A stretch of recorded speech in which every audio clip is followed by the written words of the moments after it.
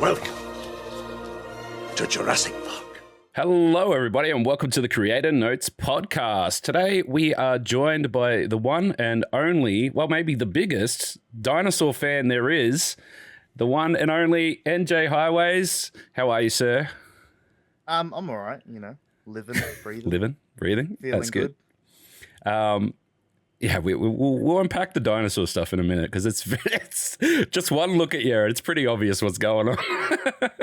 Yeah, I don't tend to hide it. No. Let's unpack the name first. NJayHighways, is that like where'd that name come from? Where'd that stem from?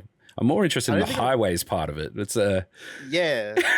So this is actually a funny story, and now that I've kind of have my own audience, I've been answering this question probably twice, but I haven't actually done it in a public setting. It's only just been like a little bit on a Twitch stream or whatever. Yeah. But so I was 16 when I made my name.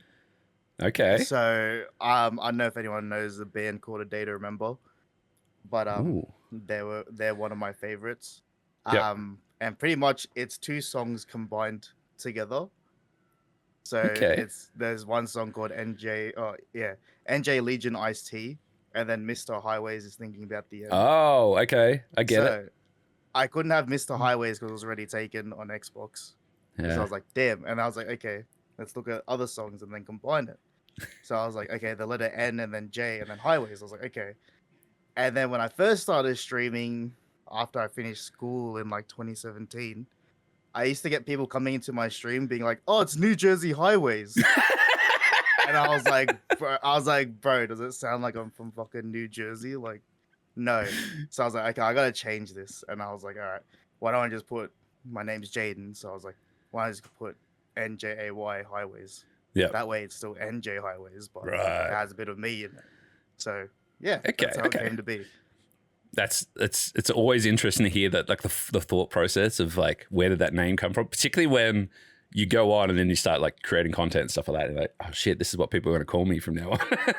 Yeah, it's I didn't think about that. I get people calling me zombies. I was at an event last night and they're like, I'm just going to call you zombies, is what I was told. Like, because like, we're at an event, so I'm using my my government name, as they say, and they're like, no, I'm not using that. We're calling you zombies. And I'm like, all right.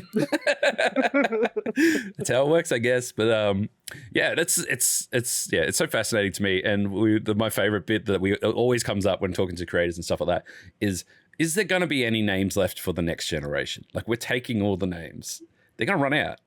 It's going to have to be thought about that. Like, if someone wants another NJayHighways, it's going to be an N_J3.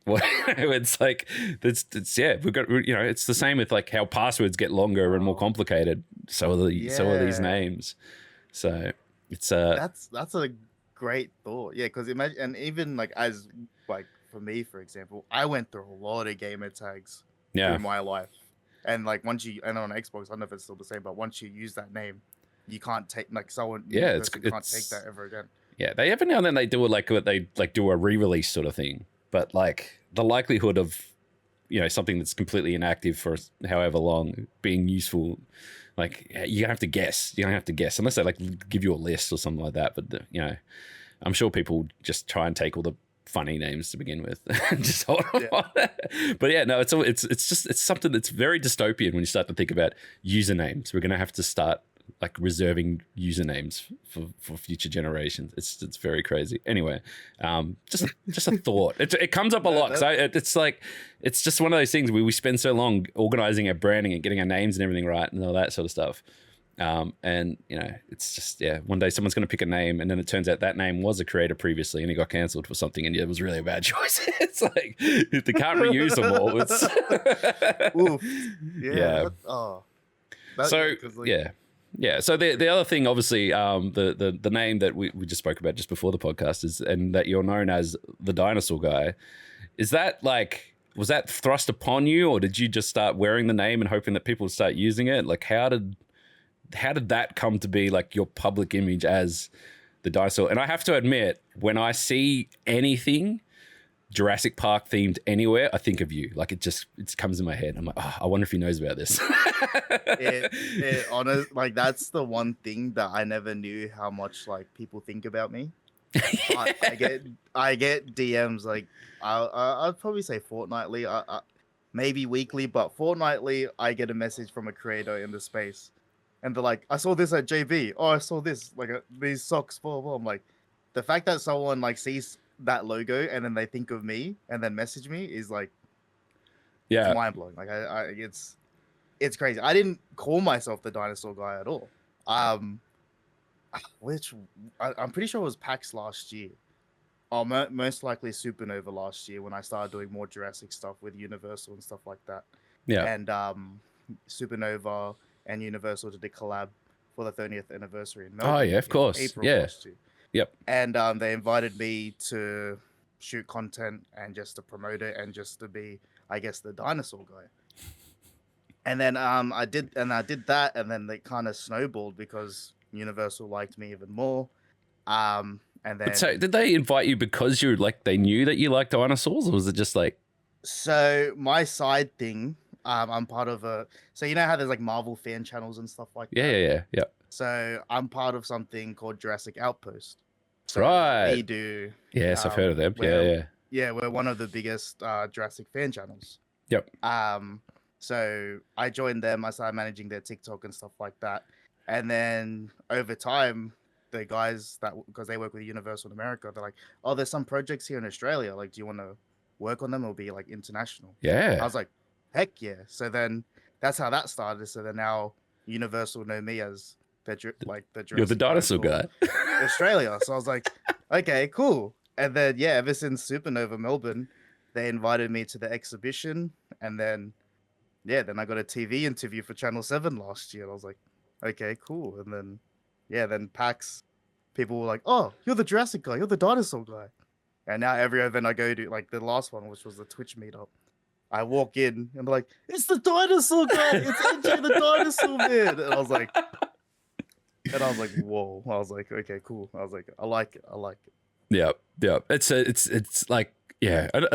And like I said, it's instant. Like it's instantaneous. I think, Jurassic Park, this guy. And that's like, I don't know anyone else. Like there's no one else. Like maybe like for example, like we interviewed Moonlit Charlie on the stream recently, and like everything Fallout related, I think, I know that she's a mega fan, but I know there's other mega fans as well. But I don't know that many Jurassic Park mega fans. Like it's a little bit more niche, I guess. But it's at the same time, it's one of like the highest grossing franchises ever. So is it not niche? Like where does it all fit? It's difficult there because no one's like, it's niche, but at the same time, it's really not because it's pretty much the face of pop culture, and pop culture is kind of what we do and stuff like that. You know I mean, Jurassic Park is still a banger to this day. Like they could release that in the cinema and probably sell more tickets than Madam Web. But and I would probably go and watch it, to be honest, because I fucking love that movie. And it's also nostalgia for me.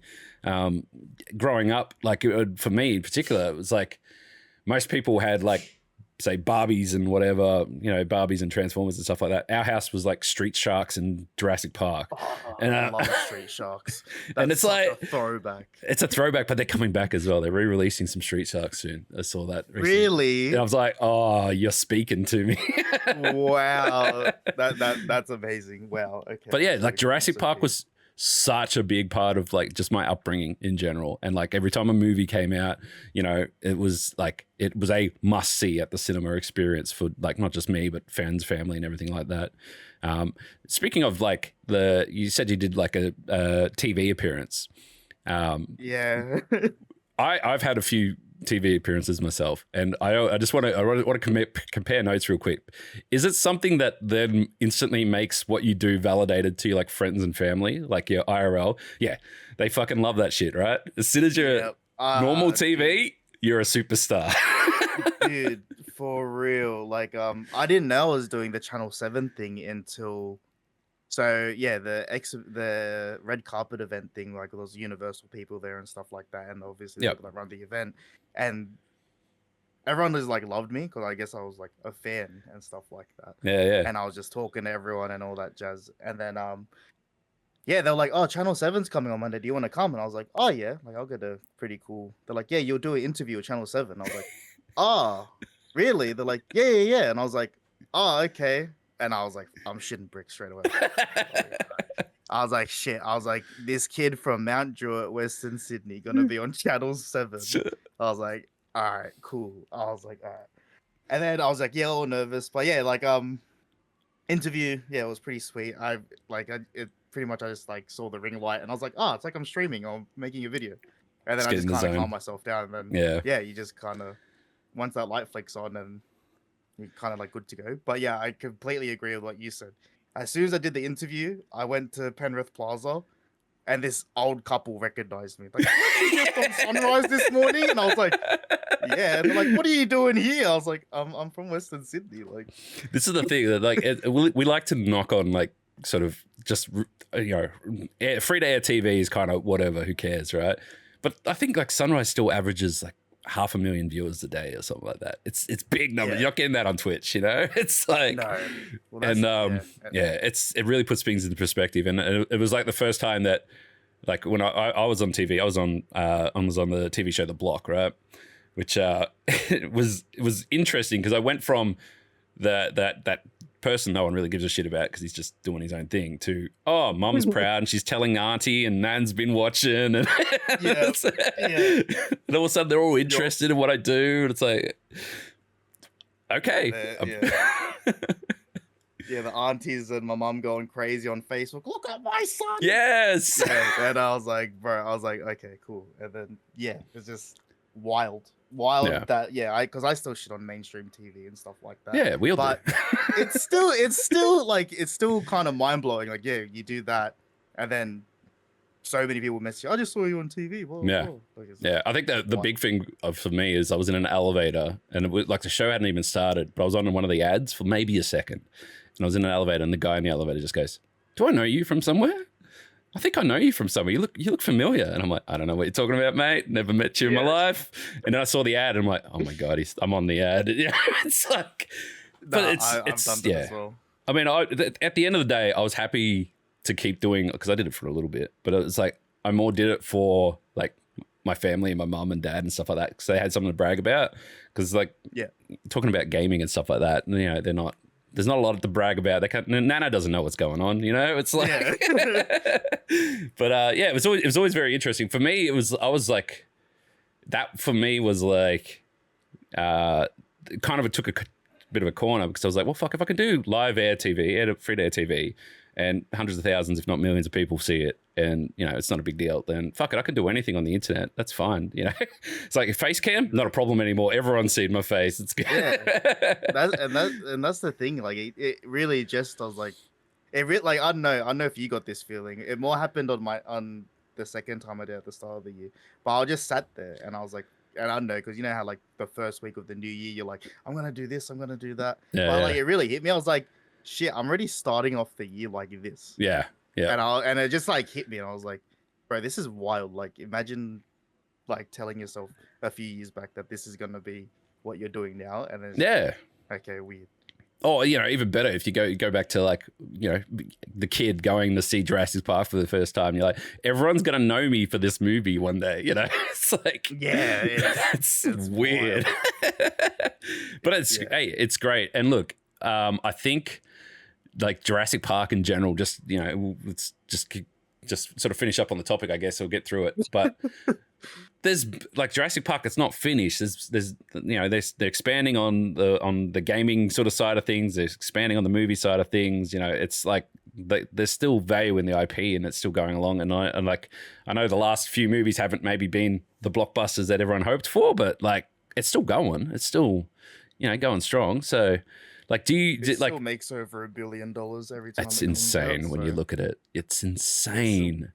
Yeah, I think it's Hollywood's biggest asset. I'm pretty sure because it's the only consecutive movie that makes. I remember, not World, but the one after World, and everyone's then like the headlines were, oh, it's a flop, it's terrible, whatever kind of thing, and then it's like, but it made X amount of money, like hundreds of millions of dollars. I'm like, well, that's not a flop. No, it's not. And I did a podcast on Tuesday for Jurassic Outpost. Yep. And that's exactly what we spoke about. I was like, would you really call Dominion, the latest one, a flop? Because like now you see with movies that the Rotten Tomatoes, like the critics score, like they've just been hating on like a lot of like, and that's just a lot of websites. They just give the critics just give it a shit like review and all that, but then the audience score is always like really high. Yep. And it still made over $1 billion in the box office. Yep. So I'm like, yeah, I mean, like, what do you do? I was like, yeah, I mean, if to me, if it makes money, it's not a flop, and like it's that's the hard line, right? There's always a difference between, and like I wanted to be a filmmaker when I was growing up, and I studied film and stuff. And the number one rule that I always got taught and always stuck with me every single day is, you can have a good movie in the sense that it's entertaining, and it's, you know, still shit, like it's made terribly and edited awful and all that sort of stuff, and like, you know, but it could still be entertaining and make bank, which happens, you know, as long as, and this is, I kind of break it up to like, there's popcorn flicks where you go, this is great, you chuck it on a Saturday night, you fucking sing a couple beers and you have a popcorn and you're gonna have a great time. There's nothing amazing to it, but that's entertainment. And then there's like, you know, art house things. Like if you ever seen, like my favorite's like Saltburn is a great one, right? So if you've seen that, it's fucked. Saltburn, right? That movie's fucked up. But it's beautifully made, choreographed, the shotting, the colors, the music. It's amazing. It's a perfect movie that I would not recommend to anyone. So you know, what do you call a good movie, right? Because that is a perfectly made movie which makes everyone fucking uncomfortable the entire time. It's like, what are you gonna do? My missus came home from work. She's like, "Oh, everyone's been at work talking about this movie. Should we watch it?" And I was like, "Yeah, chuck it on." And then I got like halfway through, and I was like, "Yeah." I was like, "I'm out." Like, no. This is the thing. So it's the difference between what is like entertaining good and what is like filmmaker good, you know. And there's a difference. And then so like I would say like, it's kind of a little bit different for the older Jurassic Park stuff, because it was shot, written, like they were on the cutting edge of everything when they were doing those original sort of Jurassic Park movies, which kind of just gives it extra points across the board. But then like something like Dominion, it's like, this is the shit you'd go and see in the cinema with your mates and just have a fucking laugh the whole way through. It's great, you know. But you're not gonna buy it on DVD and go home and study it shot by shot for the frame accuracies and the dialogue that's flawless. No, it's not that. It's not that didn't happen, and, you know. And like if they could probably do that, but they probably would have to spend X amount of money on hiring all these, you know, big wig people, whatever, and then they got egos in check and stuff like that. And sometimes, you know, film companies just want to make a fucking movie so they can make some money. It's pretty much it when it comes down to. So, but as long as if they can get both, it's great. But it's Marvel's a great example where it just kind of slipped. They kind of lost the plot a little bit, where they were trying to be too clever, and now it's just like, I don't know what's going on. It's just... Yeah, they lost everyone when they started moving more into like the series kind of things, because everyone's like, I don't have time for that. Yeah, it's like, I have to watch how many episodes to understand what's happening in this obscure B-plot character movie that should have come out. And it's like, no, I don't want to. I just want to sit down. I want to see a movie and watch it. And so, yeah, so it's interesting that like people kind of rag on, you know, the newer Jurassic Park movies and say, you know, it's not quite it or whatever, shit, whatever. But they still make heaps of money. They're still carrying the franchise. The franchise is still going. Yeah, it's not. I don't find it bad at all. I find it just entertainment. That's all. And like when they, what's the game called? I know you're gonna know the name of the game. The Jurassic Park Survival. Survival, right? So when they announced that, I was talking to one of the PR people. We'll just say one of the PR people, and that got announced. And in the middle of the conversation, I said, "Oh, by the way, I'd fucking love to get involved with this game. It looks sick." And then I said, "And if you're looking for Australian creators, you know," and I just like tagged your Twitter in there, and I think like an hour later they like had a post going saying, you know, looking for creators, and you're already there, and you got your post. I'm like, "Yep, good. It's good. It all lines up." Because I was moving houses that day. Oh, really? When I got announced at the Game Awards. So my internet got turned off on the Wednesday because I had to switch it over to the new place. Yeah. And then, so I was moving on the Friday and it got announced. And I didn't check my phone because I was like moving house, so I didn't have internet. Yeah. And then the second I look at my phone, it was like 40 minutes after the announcement.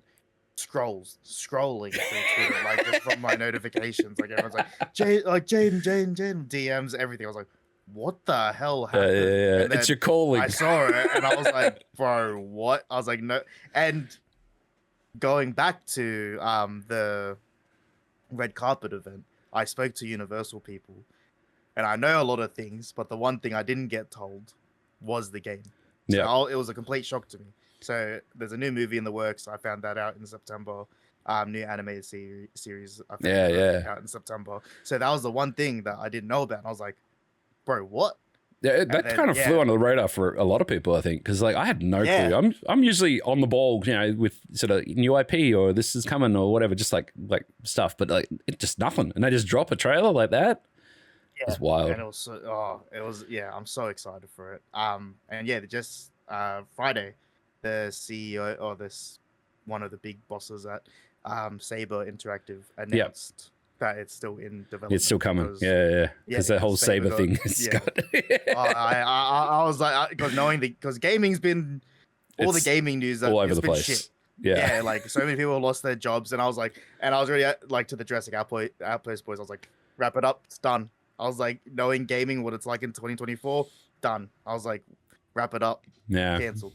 And then I spoke to some developers and stuff like that of the game. Obviously, they couldn't say anything at the time. No. NDAs and shit. And then they announced it last Friday that's still going. I was like, okay. That's good. That's a good sign. Because like if that was like nowhere near finished, they would not keep going with that, I don't think. But to say that it's still going, it must be almost ready. Like it must be in those, like it must be a viable game ready to go, because they've cancelled some fucking like some great games in the works lately, and it's just like, why? I want that, you know. Respawn Star Wars game got fucking canned. The Mandalorian one, like everyone was kind of fanging for that. I don't know why. That just seems silly to cancel that to me. You know, they were doing a Time Splitters reboot, and I was fucking keen for that, and that got canned as well. It's just and like.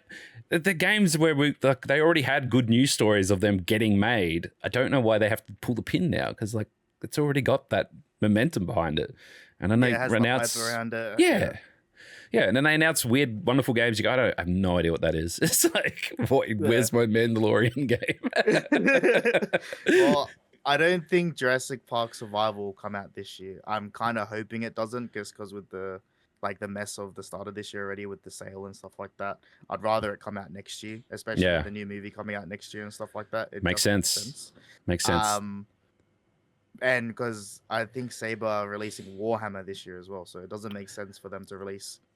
Yeah, that's true. You want those two games that have their own individual spotlight and dominating the game. Yeah. The only thing I'd say is they're gotta make sure they miss that GTA6 black hole. It's gonna take everyone away. That's the scary part.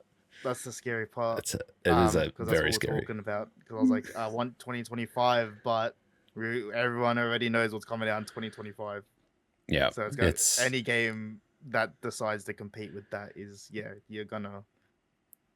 have balls pretty much if you're gonna compete with That's that. It's it's so weird, because like we were talking about this the other day, and we are trying to figure out what are the big titles we got for this year coming, and there's not much when you think about it. And all the stuff that's been announced that is probably going to come out next year is probably going to get pushed away from GTA 6, because that thing's just going to devour everyone's time and money probably. So it's a scary kind of industry, and I think this is kind of, and I'll relate this back to like content and stuff, because my favorite thing is with GTA 6 coming out, and as being a streamer and a content creator, what are you going to do? Are you going to bow down to the GTA gods, or are you going to try and be different and hope that someone notices something other than GTA for it could be months, you know? That's the thing I've been because I haven't played what's that hit game out at the Helldivers. I haven't jumped on the train, but I jumped on Power World, and now Power World's like low-key kind of dead now, like, you know what I mean? Until the next big update, until the next big update pretty much. But like with Helldivers, I haven't been playing because I'm like, I know myself, this game's not for me and stuff like that. But GTA, I do like GTA. So I'll probably play it and stuff like that. But longevity wise, I don't know if I'll like the problems like my content and stuff like that. We've come up with, it has to be that day when GTA 6 drops will be the world record for most streamers in a single category ever. It's going to be dog eat dog for fucking views, and like there's no discoverability in that. It's just No. everyone's going to be playing it. This shit part. But maybe Jurassic Park Survival, that'll be my thing. So Hey, yeah, that's the only time I won't play GTA is when that comes out. That will be, yeah. there you go. You've got one. Nice. Yeah. No, I think I will like. Yeah, I think things like Jurassic Park Survival, for example. I think there's enough hype, and also it's recognized, right? People know what the fuck's going on. It's Jurassic Park. Yeah. Dinosaurs, man. It's serious. It's like it's not hard. So there's still a bit of pull towards that sort of stuff, and I love that kind of game where you can go, I'm playing something that's nostalgic, that fucking people know about it, stuff like that. Like recently, I was been playing through the Starship Troopers RTS games, and the amount of people that come in like fucking love Starship Troopers, it's the best. And then fucking Helldivers just took that off of fucking into the stratosphere, because people like the amount of people that are watching Starship Troopers for the first time after playing Helldivers is insane, and it's like. Yeah. So many of us are like, yeah, we grew up on this shit. We knew this. Like, it's just, yeah. And it was not as good a game. It was made by the same people, same publisher. They did a Stargate game as well. And I'm like, fuck yeah, I love Stargate. I'll play Stargate. And the amount of people came in and said, man, I used to watch Stargate every day. You know, SG1 was my jam and stuff like that. And I'm like, yeah, it was great, but the game was horrible. So it didn't last very long. But just that I love going to like nostalgia things and stuff like that, and you know, it has a really good brand and stuff tied to it. So hopefully you get Survival sooner rather than later, like not after GTA 6, because that is going to be a long wait. Yeah. I'm so scared, but like I'm excited as well, because like with it's gonna be wild. I'm just scared that I don't want, like, because you know how everyone just hates things so quick nowadays, like, and if something competes where majority of people like, everyone's gonna say, oh, why are you playing that? It's so shit. GTA 6 is out. Yeah, but also look, it's probably, I don't know if it's the right way to do things or not, but like perfect example.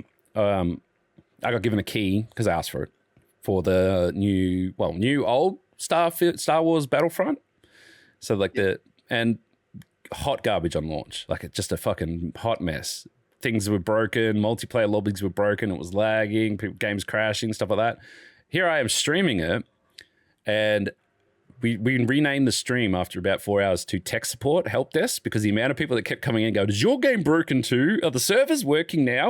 Whatever. It's like fuck, man. No, they're not working. The game works, but if you try to play online, it doesn't work. And I'm like, and it's just like on loop, right?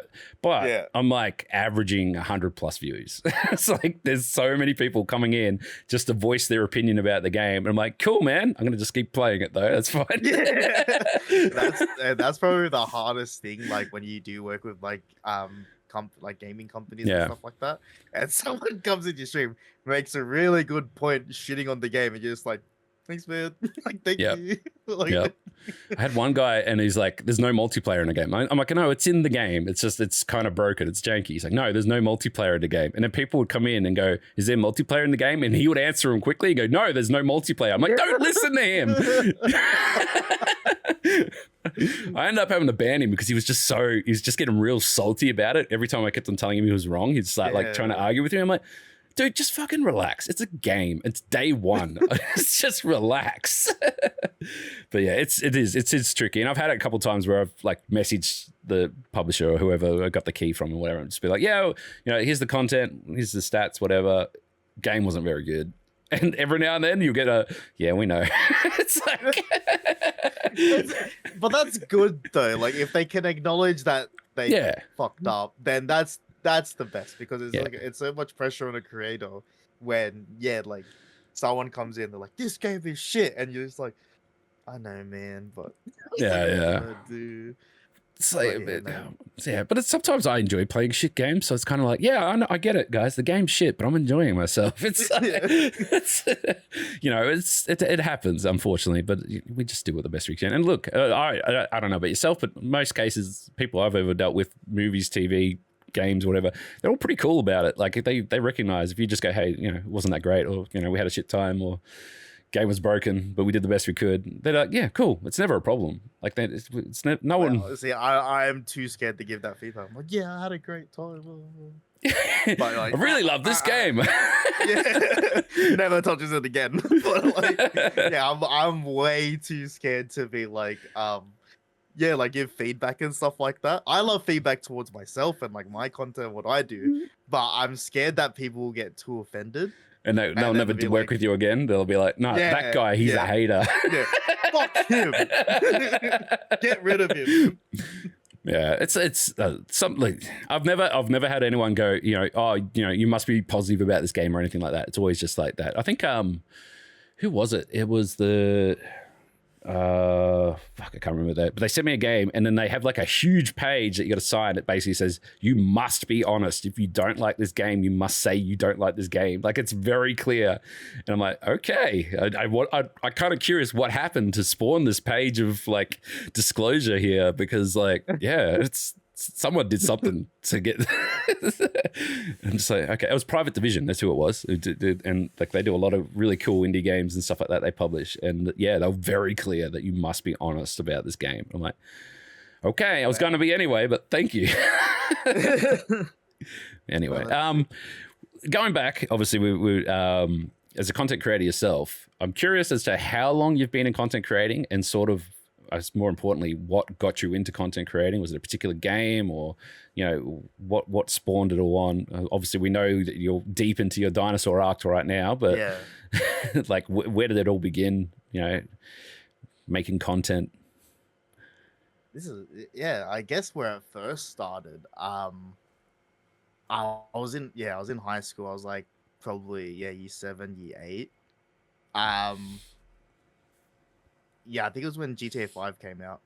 Okay. And me and my mates in school, I don't know if you remember the Rooster Teeth videos before Heist. I love Rooster Teeth. Yeah. Yeah, and they used to do the heist before the heist came out online. Yep. And they used to like rob the like servers. Yeah, because they promised us heists forever and they never came out. Yeah, I remember. So like, so Rooster Teeth made their own heists and stuff. That's right. Like that. Yeah. And like own elaborate plans and stuff like that. So I was like, okay. And then we would reenact them. Me and my mates would like full do it, reenact the whole video, but just for our enjoyment. Nice. And stuff like that. And like my mates and I, we used to record the Skype calls and stuff like that. We made a few videos, and it was just so fun. And I guess that's where I first started. And then when I was in year 9, I had a shitty laptop, and I'd make Minecraft videos and stuff. Hell like yeah. That. Yeah, I'm not saying that channel name because it's still out there. But only 2 people on this earth know that channel. And then I guess year 10, I guess, when Overwatch came out, I was really into Overwatch, and that's kind of how I found out about Twitch, because I started watching Tim the Tatman play Overwatch and stuff like that. And then I was like, hey, this is really cool. And then I tried, and then that's when Twitch had an app on Xbox, but my internet was too shit to run it. Yep. And then then I finished school in year 12 in 2017, and then I used to stream Destiny. Nice. And then I moved houses, and then I lost my Elgato in the move. And then I didn't stream for like 2 years until I got like a job at JB Hi-Fi. And then I bought all my equipment. And all that equipment sitting on the shelf. Yeah. You're like, oh man, I'm going to have to buy that. Yeah. And then I bought all that, and then rebought my Elgato, and then I started streaming again in 2020. Yep. And then that's when I started becoming consistent and stuff like that. Yep. And then 2021, I lost my job during COVID. I forget if it was either 2021 or 2022. And because I lost my job during COVID, I was just like, well, let's just dive into it full time. Yeah, may as well. Even though I wasn't really making money off it and stuff like that, but then we did it, and then ever since then, it's kind of taken off. And then joined Jurassic Outpost, and then now it's just turned into all this. So, yeah. That's crazy. It's like, yeah. It's such a weird time. Like, COVID's such a big thing for so many people, because it was like you're forced to either get a hobby or like find something to do with your time, because most of the cool 4 stuff. Years ago. Yeah, COVID but like, now. And I'm just like, bro, it feels like too, like it's only hitting me now how many years you actually lost. Yeah, It's because legit the blip. it feels like it's like 2022 or something. It's like, no, we fucked around for 2 years with COVID, so it's 2024. It's like, it's like, what the fuck? It's yeah, but it's crazy to think like if COVID didn't happen, what would have happened, sort of thing. Like like the trajectory changed when all that, and like for me, I was kind of in the same boat. I still got to work. I was working from home, but my streaming was my like if I wasn't working, I was streaming because that was just I had so much time, and I'm like, well, I'm gonna stream then, I guess, because I don't want to think about everything else. And away you go. And it's like, but yeah, it's kind of nuts. But it's interesting that you mentioned like for me, Rooster Teeth was a big thing as well. Growing up, I was just obsessed with everything that they did, and I'm still still. I still watch like a lot of their old content still, and I really love like the Funhouse guys and their content, and it kind of inspired me to go, hey, not everything has to be the same. You can kind of just make up your own thing. You don't have to just play a game and react to it. You can play things differently or do things weird or just do whatever the fuck you want, really. And a lot of that is kind of where a lot of my content came from, is just like watching them do their thing and go, oh yeah, I could do silly shit as well. It's good. I'll do that. That's no worries. I'm a funny guy. I know jokes. What? But yeah, for me, it was like going away from like watching Let's Plays and like that generic sort of Let's Play format that took over in the in the teens of it, and then like Rooster Teeth were the ones where they were just doing other stuff, like just outside of the box. And for me, it was really inspiring to do things. And they also introduced me to like the podcast format and stuff like that, and got me into podcasting was from watching Rooster Teeth podcast and Off Topic and those sort of things, and just being just addicted to it, really. But it's always great because like the amount of people I don't think it can be like quite measured how many people are affected by Rooster Teeth. And I remember when I went to RTX when I had them in Sydney, one of the comments that were made were like, Rooster Teeth fans are primarily Americans. And then if it's not Americans, the next biggest audience is Australia, like in the entire world. Yeah. And then part of it was like when they did their crowdfunding for Laser Team 2, I think it was, or it might have been the first one, might have been Laser Team. Their biggest donations were from Australia. So like they had like some kind of deal where they were like, whichever country donates the most money, that's where we'll host the premiere. So they ended up doing the premiere in Sydney because Australians put the most money into it. And I'm just like, jeez. Yeah, all right. So it's something they were doing. We just spoke to Aussies. I don't know. It's just, and then I think it was the UK were third after it. So yeah, it was, which kind of makes sense when you start to think about it. But yeah, it's kind of nuts. But that's why they had RTX in America and RTX Sydney, was because we were the next biggest audience for them. And then the amount of content creators, even the ones I've had on the show, that really were were big fans of Rooster Teeth and what they did. Yeah, it's kind of nuts. And now Rooster Teeth is gone. Yeah, well, I stopped watching Rooster Teeth when Ray left. Yeah, okay. Like that. So it's been a while since I've like actually like watched something, because Ray left like kind of their first, like, because after the GTA Let's Plays and stuff like that. Yeah. Their first big spike and stuff like that. Like, yes, they were big, but like that GTA era of them was like massive. They own the GTA category. It was and then insane. When Ray left, like that was huge news in like the content creation space and shit like that. And like that's when I kind of stopped, because like that little group broke up. Yeah. I was the same with like Bernie and Gus were like the big like father figures to me, I guess, in a lot of ways, in a content sense, And then Gus finally, he took a step back from the podcast, I think last year or something like that, and that was like the last time I watched anything that they'd make. I'm like, that's it. That's it. That's Dad. He's gone. I can't keep watching anymore. So yeah, it was. But yeah, it's so interesting how many people were shaped by that. And I suppose the thing is that there's not really anyone like that anymore, like Rooster Teeth or Achievement Hunter or anyone who's doing that kind of gaming focused shenanigans, kind of channel. There's lots of channels, but they kind of take a step away from gaming in a lot of ways, and they end up being either like, lifestyle or pranks or, podcasts or like that sort of stuff. They go away from just being gaming focus or gaming centric. I think the only like actual group that's closest to like what Rooster Teeth used to do is probably like the Vanos gaming crew. Yeah. Which has been doing it for forever as well. Yeah, and that's it. Like, other than that, no one, like, you got the Sidemen, like, they still play GTA and stuff like that as well. But like, they have so much else going on. Yeah. But like, Vanos Gaming, I'm pretty sure, hopefully I'm right in this, but they still just only do that. You know what I mean? Yeah. Like, as far as I know. Yeah. Like yeah. So, yeah, but it is crazy how much is like kind of not in the space anymore, that kind of stuff. Yeah, and look, people, the more you deep dive into it, people would say that just YouTube's not that interested in gaming anymore.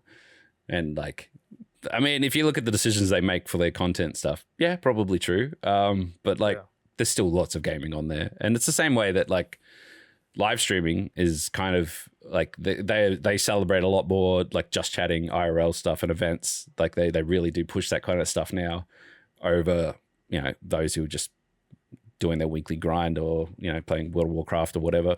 I mean, they still get their audience and everything like that, but unless you're doing some big event or something unique, you know, it's very hard to get noticed. Which, you know, it's just sort of, I guess, what it is. But it is, like, me personally, I'm there for the games.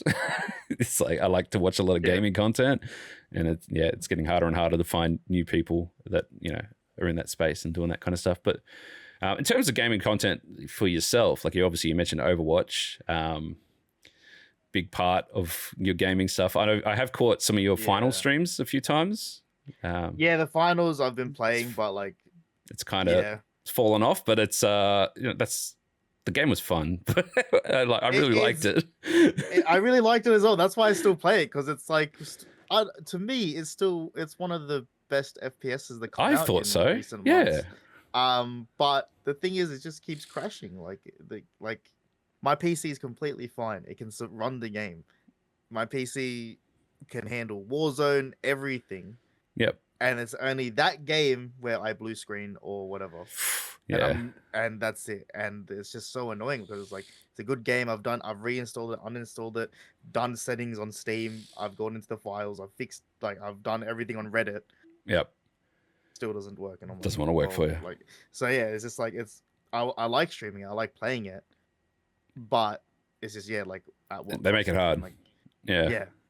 And they don't fix it, and it's just like, so I really, I had a lot of fun playing it. I played it so much when they dropped it, and then like it was just a lot of fun and a lot of shenanigans and stuff like that. But then it's just, as the players count sort of dropped, the only people that were left were fucking sweaty, and I'm just like, man, I don't want to do this dumb strat. And it's like, all hackers. And it's like, you guys are just not letting me have any fun today. That's not very cool. And then like you'd be sweaty back, and then, you know, it just feels like fucking hard work. And I'm just like, man, bring all the casuals back. It's like, it's just, come on. But it's such a, I don't know, it feels like a missed opportunity, because I don't think it's going to dig its way out of the hole that it's in at the moment, unfortunately.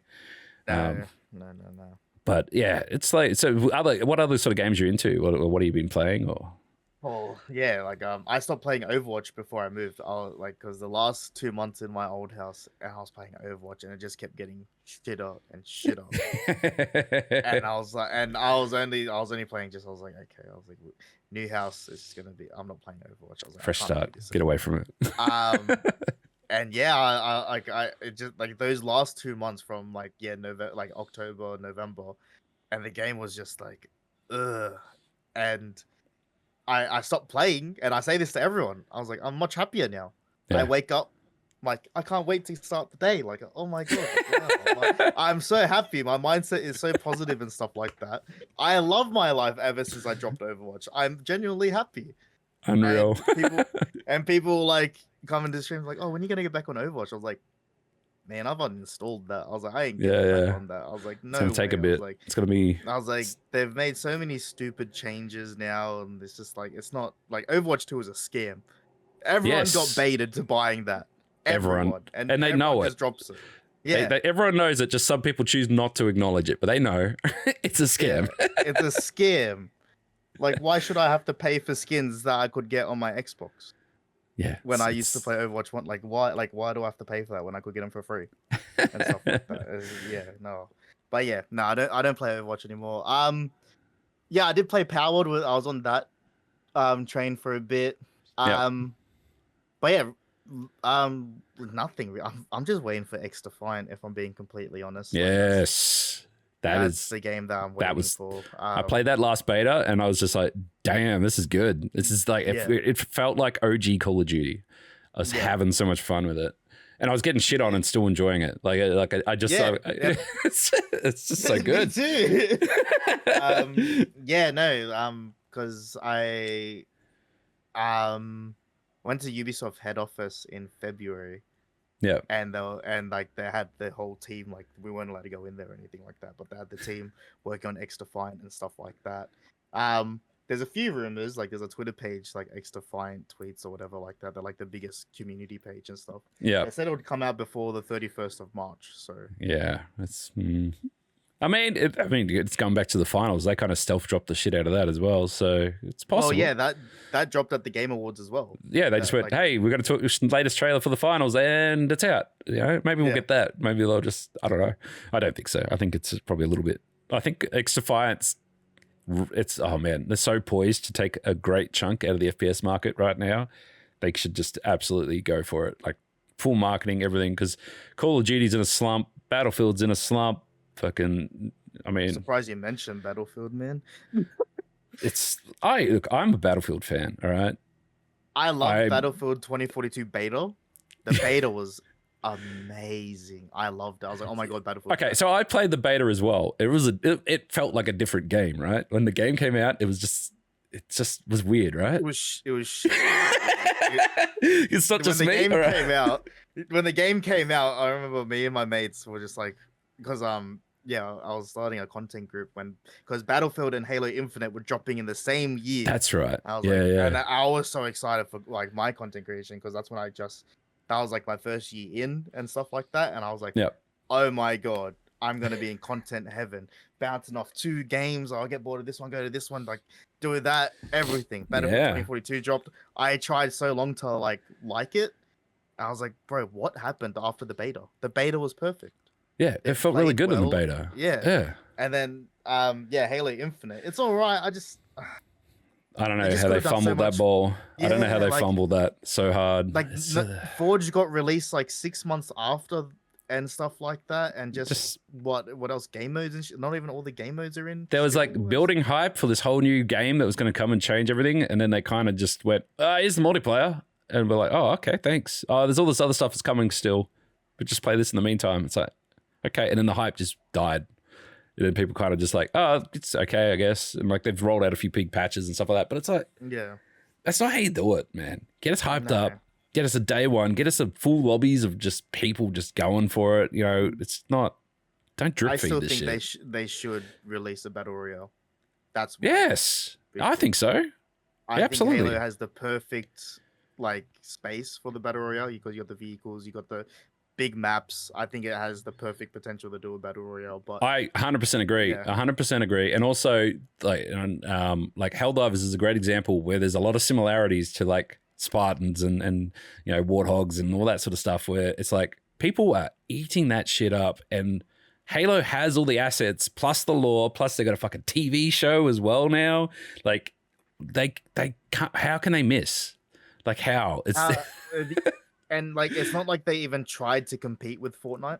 They didn't even. Like they didn't want to, and that's the sad part. Like, you dominated the early the first-person shooters, right? Yeah, you dominated that space. It was Call of Duty and Halo. That was it. And then like Battlefield was like if you wanted to go drive tanks and shit and like do jets or whatever. It was Battlefield. That was the 3. We all lived in perfect harmony. It was great. Then the Battle Royales dropped. Right, PUBG dropped, which people are still playing it now. Fucking Fortnite dropped, people still playing it now. Apex dropped, people still playing it now. Like it's not like there's no audience there, right? Yeah. Like Halo, recognize like fucking Call of Duty launched a battle royale, and like in my opinion, it's not that great, but if it's still going, like it's going, still people playing.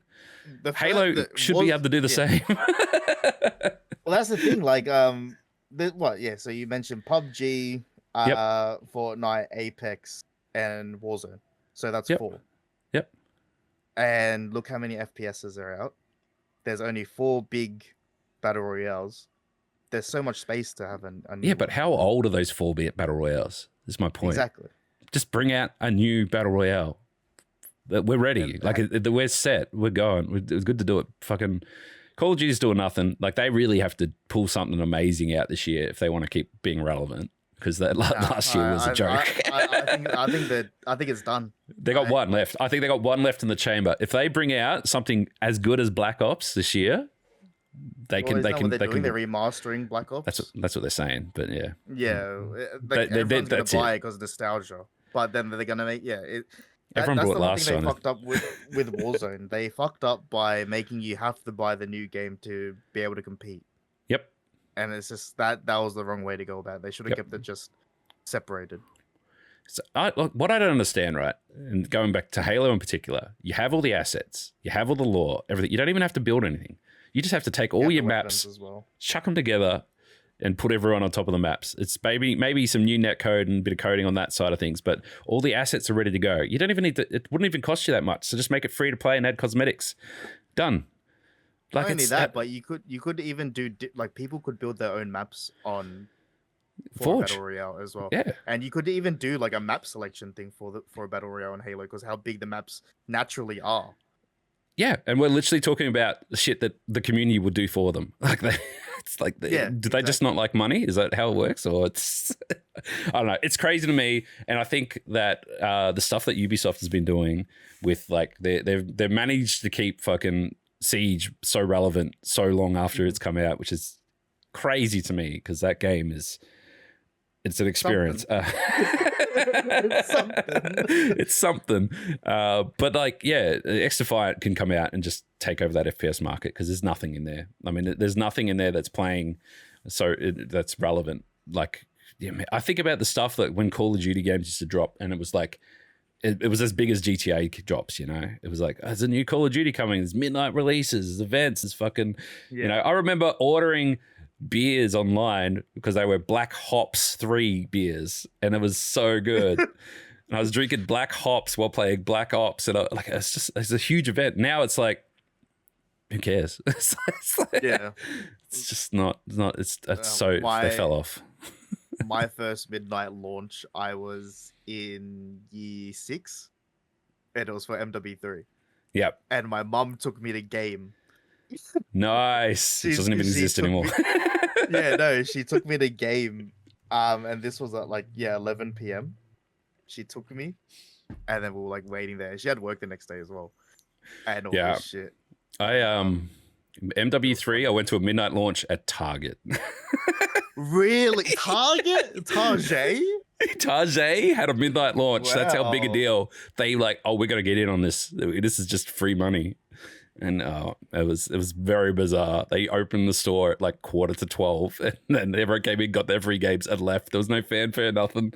They're not free games, but you know, they brought their pre-orders and whatever. And in a way, they went. EB Games used to do NJB used to do pretty cool shit. Because I remember, I think the last midnight launch I kind of noticed was what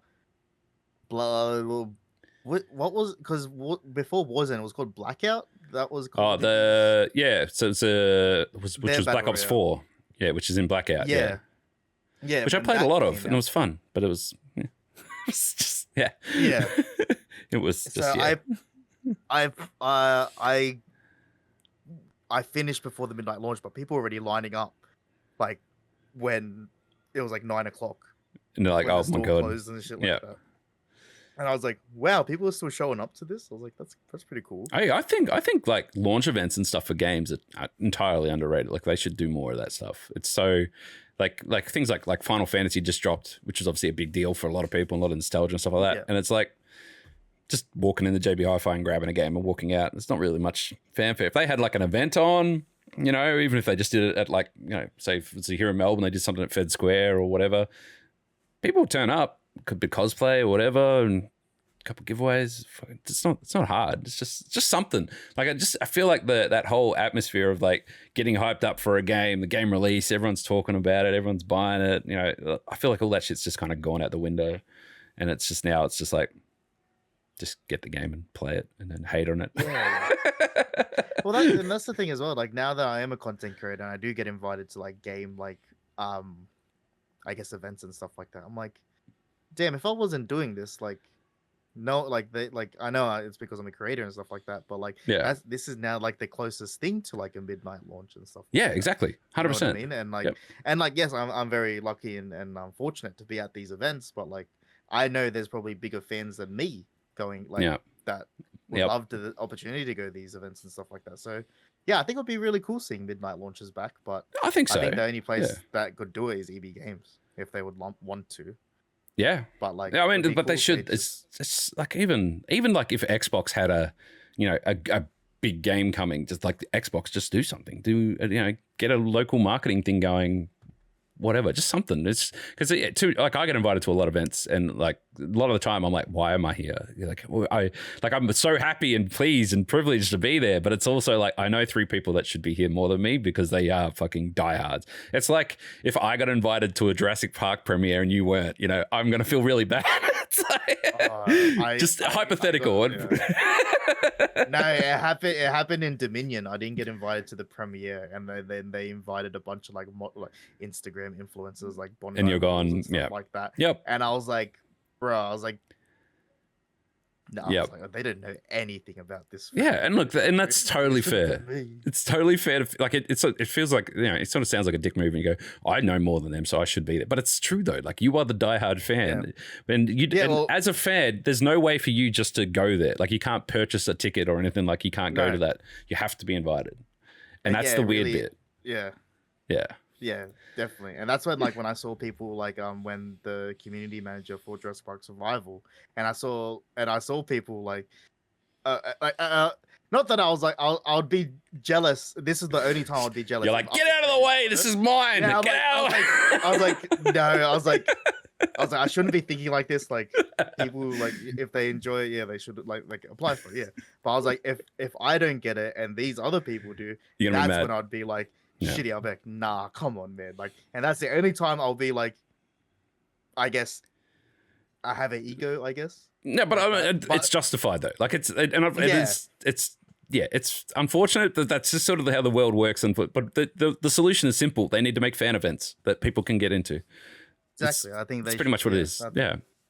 Because there should be just a little bit more celebration around it all. Because some of the stuff kind of just comes and goes. And you go, oh well, that was kind of whatever. I remember like Saints Row did a thing, like an activation thing, which you could go to, like get tickets to as well. And I'm like, that was cool. Game wasn't the greatest, but that was like the hype around it and the fun and stuff around it was cool. It was like, I played through the whole game purely on the fact that I was just so hyped up about it from all the events. And Spider-Man was the last one to do it last year in Sydney.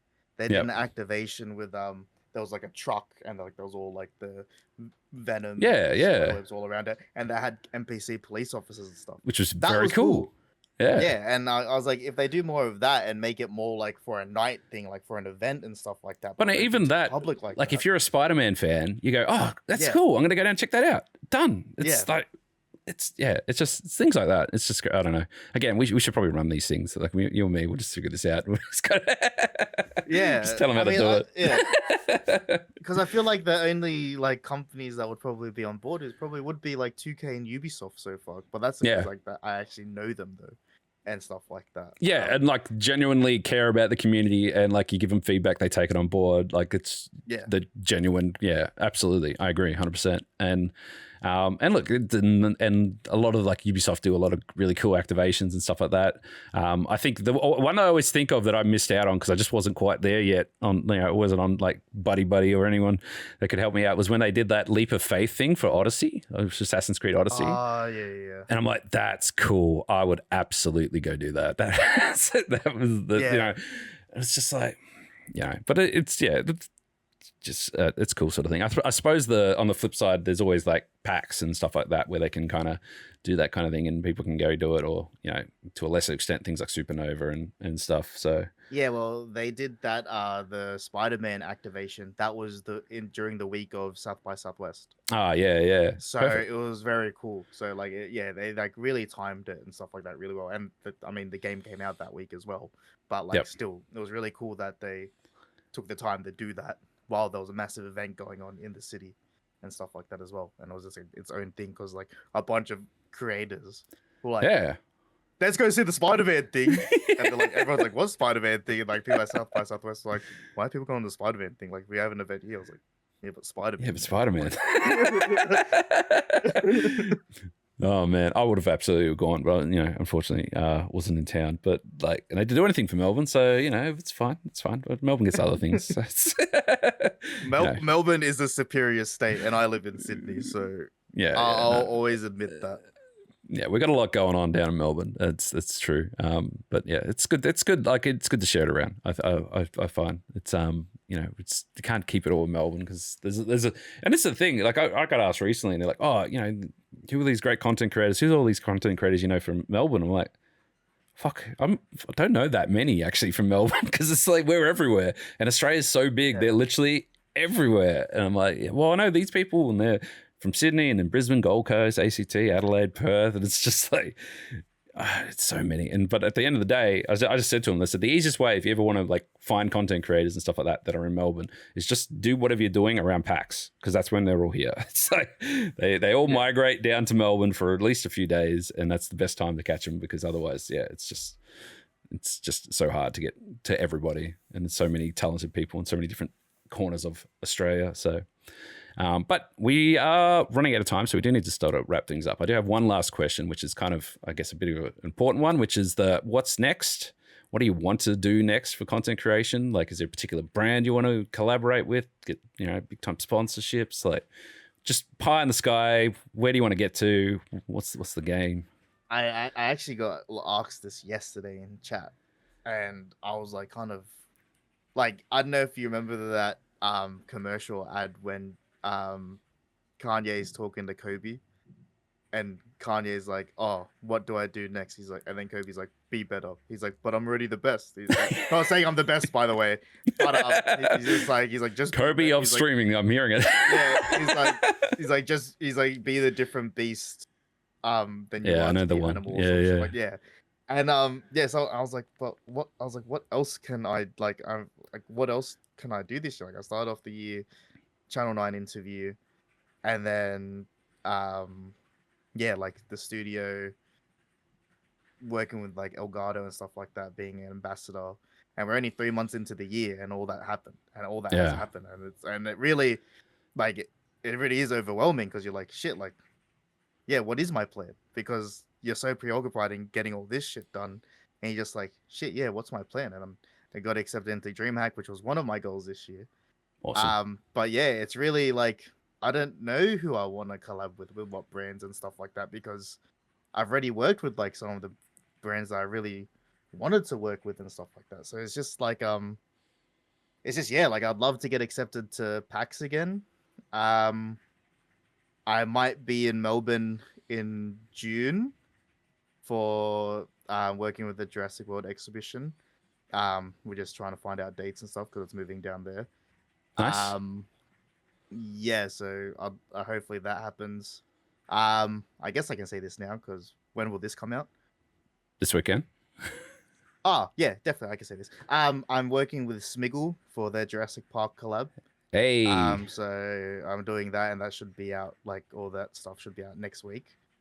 Yeah, and it's yeah, like I don't know what else. Like that's where I'm like stuck. I'm like, so you're pretty much at you're like, I just want to keep doing what I'm doing is where you're at. Yeah, pretty much. I just want to keep doing what I'm doing, just keep improving and stuff like that. But like, I think I'm all right at the moment in like saying like, okay, like I'm working with these brands, I'm doing this, I'm doing so much, and it's just like, I don't know what goals to set. Yes, I could be boring. I'm like, I want this many followers or this numbers, but like, no one's ever said that. Yeah. It's interesting that no one that has taken the effort to like take the time out of the day, be on this podcast and like talk, about the industry. Then it's never, I want to hit 1K followers by Christmas. It's like, it's like, oh, I just want to, have a happy, positive vibes, or, I'd love to work with my childhood favorite brand, or, stuff like that. It's like, it's all wholesome stuff.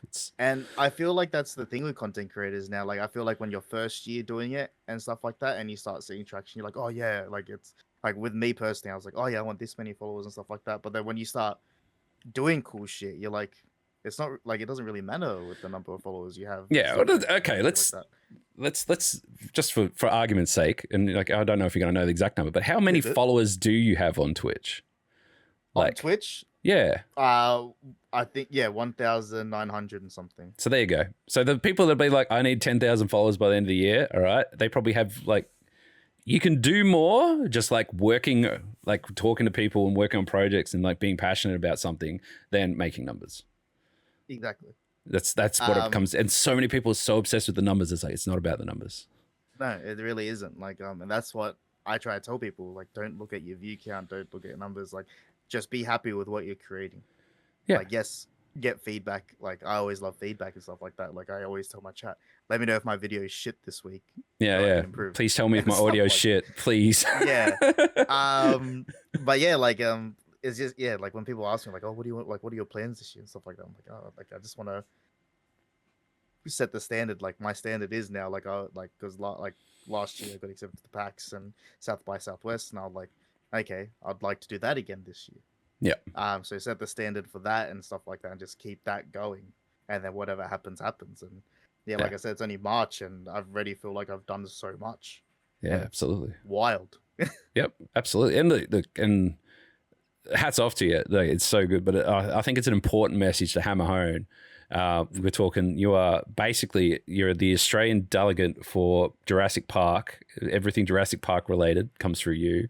You're the Elgato ambassador, you're fucking Ubisoft, mate. But there's people that have like 5,000, 6,000 followers who are like, oh no, I can't get into. Can't you absolutely can. You just need to do the work, and just put in the hours, put in the effort. And another thing I'll say, I like 90% of the time you're getting rejected every time you email a company. Oh yeah, all the time. Yeah, you're getting rejected, and if you can accept rejection and just keep going and be like, okay, cool, I'll jump into someone else. And that's what I just kept doing, and then it worked. Yes, me too. And that's the thing. And like you go, hey, if you send 0 emails, you're gonna get nothing but rejection. But like if you send like 2 emails, you maybe both get rejected, maybe one gets accepted. Someone like me, I'd probably emailing like 3 or 4 people a day because I'm just like, this is a cool thing. I want to be involved. And sometimes it's as simple as going, hey man, you got this going on. What's the deal? Is this something that I can get in on? Is it, blah, blah, blah. And the amount of times that I'll get something back and it might be like, no, it's so-and-so, whatever. But we have this thing coming up that might align better with what you guys are doing. I'm like, perfect. Let's go. It's away you go. And it's so many opportunities and stuff and people go, how did you get into? I asked. I just asked. Like, and you get that so much, like, oh, how'd you do this? How'd you do? Who's your contact? I'm like, I still feel weird when it comes to giving people contacts because, like, not like because I want to help. I want to help people out and I want everyone eating good and stuff like that. But it's just that I don't want to give someone else's information. Yeah, it's always a bit weird. And sometimes it's like, hey, if you like, I'll message them and I'll let them know that you're interested, sort of thing. And like. In the amount of times I'll just send them an email and say, hey, so-and-so, this is them, they do this kind of content. They want to really interested in getting in on blah, blah, blah. And the amount of times they go, yeah, sweet, get them to send an email to this address. And I'm like, done. And like my part's done. It's on theirs now. See how it goes. Yeah. Happy to do it. And like, and in some cases, like, and it's, I don't really care. But like, I went to the screening for the last episode of The Mandalorian, right? Which was, they had a big event. It's Star Wars, man. It's fucking awesome. I love it. Right. Yeah. And it's just like, and people are like, how did you get into this event? And I'm like, I asked them, like, do you have an email contact? And I'm like, no, I went to their website. I went to general inquiries and I sent them an email. And they, you know what they sent me back? They just sent me back a ticket. It's not even a name, nothing. They just sent me a ticket. And I'm like, that's all I wanted. Thank you.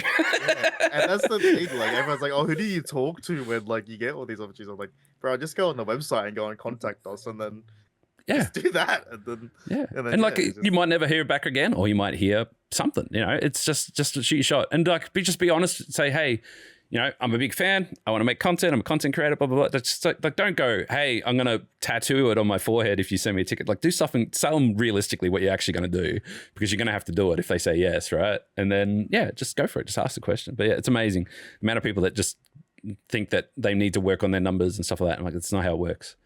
You gotta numbers aren't everything. And like, just look at things like things like Mixer and stuff like that, you know, you build a platform and then the platform disappears. All of a sudden your numbers really do mean nothing. So, you know, you need to be working on yourself as a brand, I guess, and as a content creator, and, you know, be able to be flexible and do YouTube or TikTok or Instagram, whatever you need to do. Just be everywhere and just, don't focus on your numbers. And it's good. It's a good message to have.